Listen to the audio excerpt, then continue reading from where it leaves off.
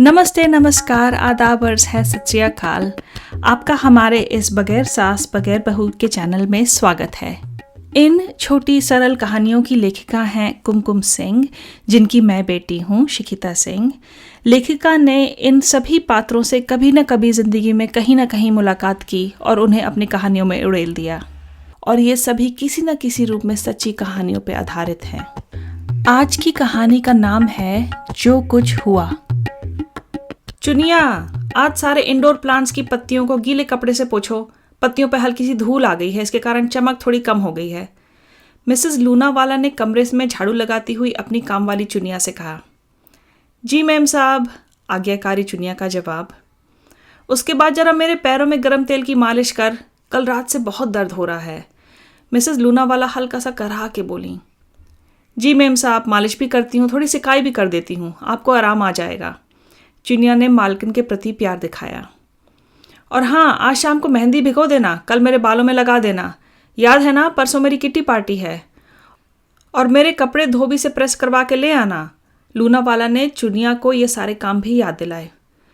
जी ज़रूर, चुनिया कूड़ा उठाते हुए बोली।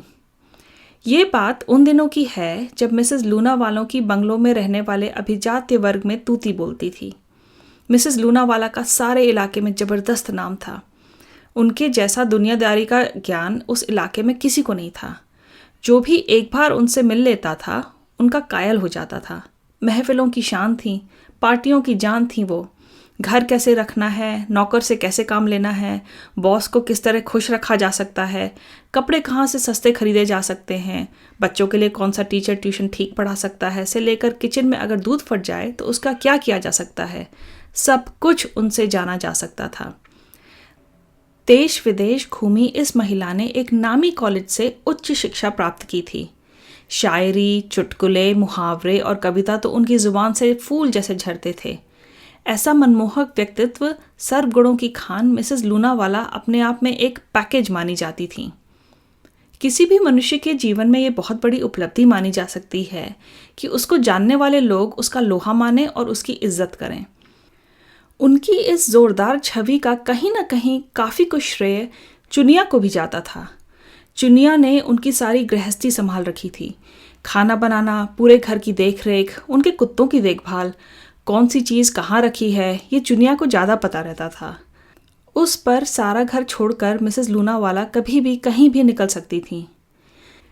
ऐसी सफल महिला जो कि अपनी सलाहों से दूसरों को उबारने का दमखम रखती हो, वो स्वयं कैसे मुसीबत में पड़ी, आइए हम सब मिलजुल कर जानते हैं।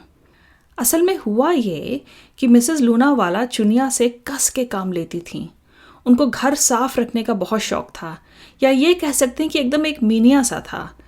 रोज़ रोज़ दरवाजे खिड़की रगड़ रगड़ के साफ़ होते, बिस्तरों की चादरें बदली जाती, सारा फर्नीचर हटा के झाड़ू पोछा लगता, एक एक सजावट के सामान की डस्टिंग होती, और तो और जितने भी इंडोर पौधे थे इन सब के पत्तों की झाड़ पोछ होती। सब चुनिया ही करती थी। सब कुछ एकदम ठीक ठाक चल रहा था। इतने सालों की ट्रेनिंग के बाद चुनिया अपने कामों में एकदम परफेक्ट हो गई थी। लेकिन एक दिन सब बदल गया।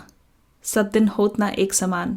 हुआ ये कि मिसेस लूनावाला का एक दिन फ्रिज बिगड़ गया। उसमें रखा सारा सामान भी फटाफट खराब होने लगा।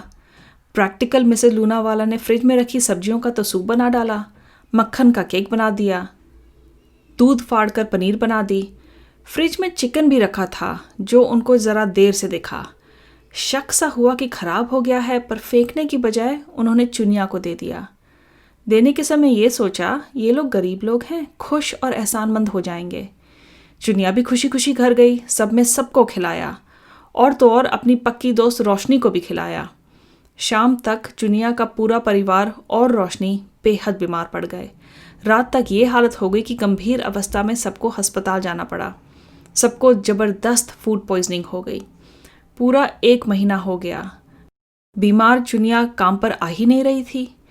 मिसेस लूनावाला के घर के सारे काम कर कर के हालत पस्त हो रही थी। हालांकि अस्थायी तौर पे कोई और कामवाली रखी थी, पर चुनिया जैसा काम तो नहीं हो रहा था।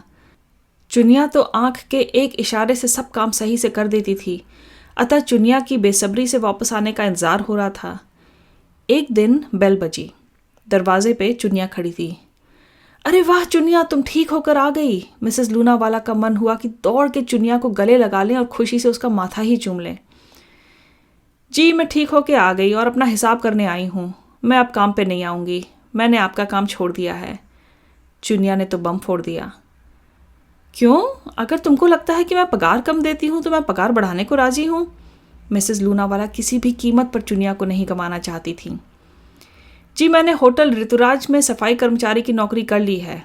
वहाँ पगार बहुत ज़्यादा है, मेडिकल बोनस सब है और हफ्ते में 1 दिन की छुट्टी भी है। चुनिया ने मुंह खोला।